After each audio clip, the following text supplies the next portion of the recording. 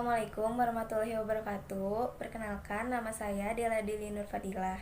Di sini saya akan menjelaskan beberapa hal tentang obat kodein. Jadi yang pertama, saya akan menjelaskan tentang khasiat kodein. Nah, kodein ini berkhasiat untuk analgesik dan antitusif. Kemudian yang kedua, mekanisme kerja obatnya.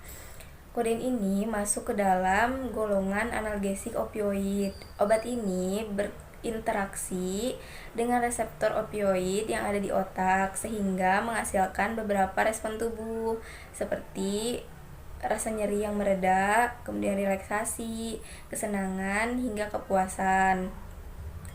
Opioid ini dapat mengatasi nyeri ringan, sedang hingga berat. Namun untuk kodein hanya dapat mengatasi nyeri ringan dan nyeri sedang saja. Kodein dapat digunakan untuk mengatasi rasa sakit jangka panjang jika obat analgesik yang lebih umum seperti aspirin, paracetamol, dan ibuprofen tidak dapat membantu. Yang ketiga, saya akan menjelaskan beberapa interaksi obat dengan kodein. Yang pertama itu ada obat penghambat enzim seperti monoamin oxide inhibitor atau MAOI yang dapat menimbulkan efek samping yang cukup fatal jika dikonsumsi bersamaan dengan kodein. Kemudian yang kedua yaitu ada obat-obat anestesi dan antihistamin yang jika dikonsumsi bersamaan dengan kodein dapat menimbulkan efek samping berupa depresi pada sistem pernapasan menjadi meningkat.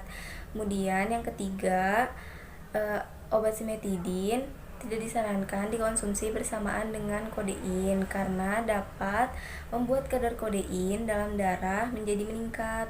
Kemudian yang keempat ada obat golongan antikolinergik serta anti diare yang jika dikonsumsi bersamaan dengan kodein dapat membuat efek konstipasi.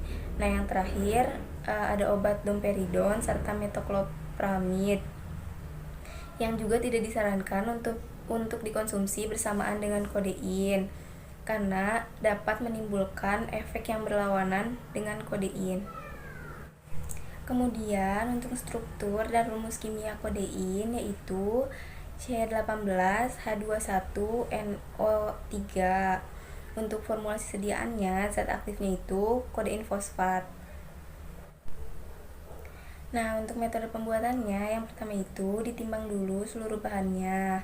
Kemudian yang kedua dicampurkan bahan-bahannya, yaitu yang pertama ada kodein fosfat, kemudian ada pati, ada magnesium stearat, dan juga avisel pH 102. Kemudian yang ketiga itu dilewatkan seluruh campurannya melalui ayakan 0,8 mm. Kemudian keempat tablet menjadi 100 mg dengan menggunakan 8 mm pukulan biplanar.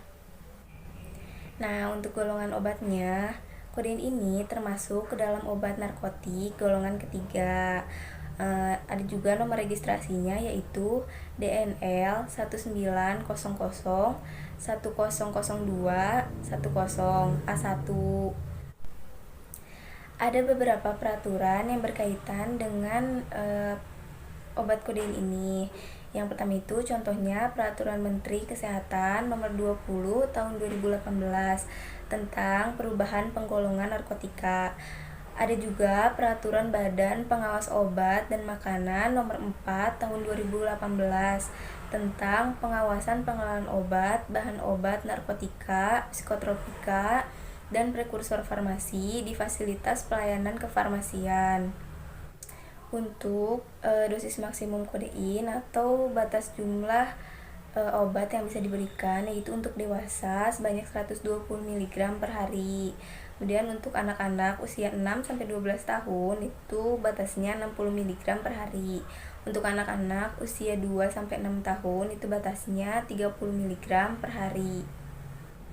Untuk pengelolaannya, yang pertama itu ada proses pengadaan. Nah, untuk proses pengadaan ini harus berasal dari PBF yang memiliki izin untuk menyalurkan narkotik. Di Indonesia, PBF yang memiliki izin untuk menyalurkan narkotik yaitu Kimia Farma. Yang kedua, ada proses penerimaan. Nah, proses penerimaan ini harus berdasarkan faktur pembelian dan surat pesanan yang sah.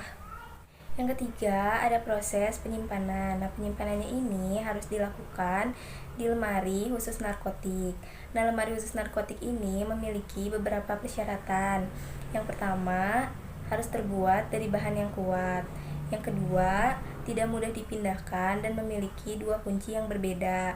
Yang ketiga, harus diletakkan dalam ruangan khusus di sudut gudang untuk instalasi farmasi pemerintah, diletakkan di tempat aman dan tidak terlihat oleh umum untuk apotek, instalasi farmasi rumah sakit, instalasi farmasi klinik, dan juga lembaga ilmu pengetahuan.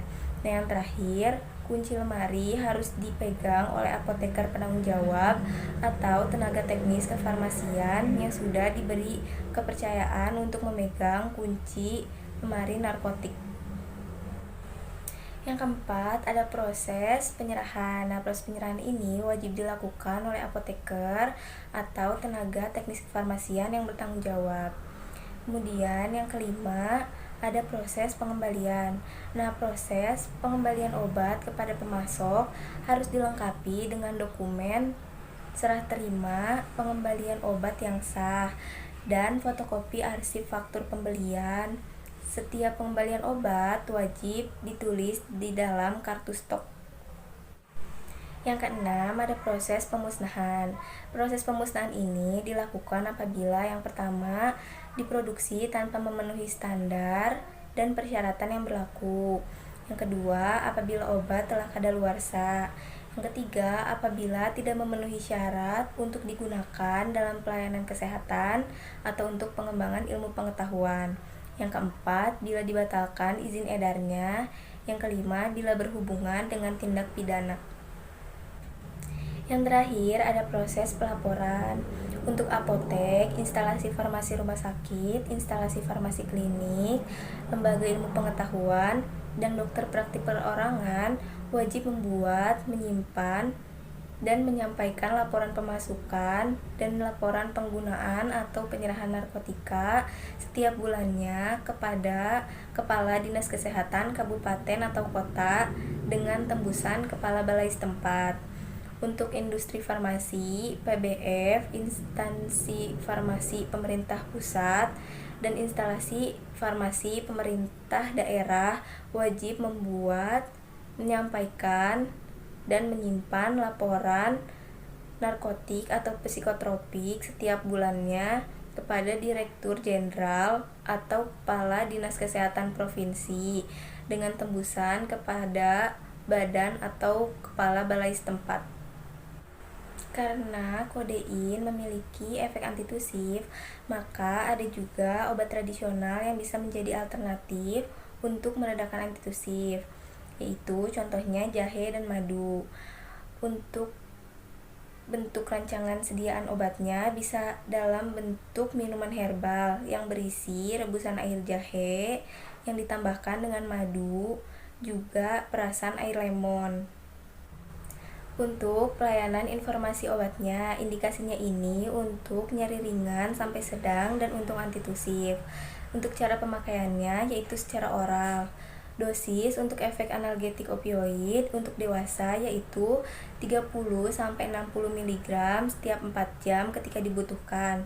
Untuk anak-anak usia 1-12 tahun, 3 mg per kilogram berat badan sehari dengan dosis terbagi. Untuk efek antitusif bagi dewasa 10-20 mg tiap 4-6 jam maksimal 120 mg per hari. Untuk efek antitusif ini jarang diberikan untuk anak-anak.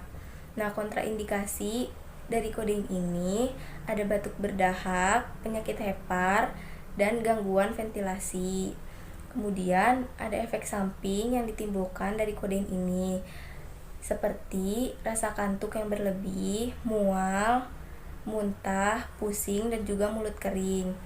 Pada tingkat yang lebih jarang, keluhan seperti gatal, penurunan nafsu makan, iritabilitas juga dapat ditemukan. Mungkin cukup sekian dari saya, kurang lebihnya mohon maaf. Wassalamualaikum warahmatullahi wabarakatuh.